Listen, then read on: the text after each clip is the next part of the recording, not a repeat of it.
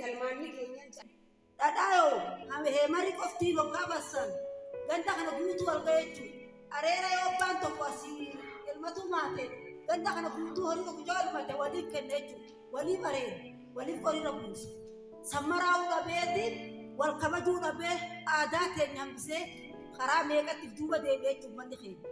Nuti cina dhaabbanna. Aadaas xiqqaa keenyas guddaan keenyas bira dhaabbanna. Aadaan teenya ni deemti jennee yaaddeechu. Haaromsa aadaa gaggeessina gisee jennu Itoophiyaan aadaa teenya akka ishiin qabaatu Itoophiyaa keessaan akka ishiin mul'attu aadaa taasisuu nurra jiraataa jira. Aadaa nama biroo sana dhiifnee aadaa teenyatti haa deebinu. Aadaa hojii dadhabaa dhiifnee aadaa hojii cimatti haa deebinu.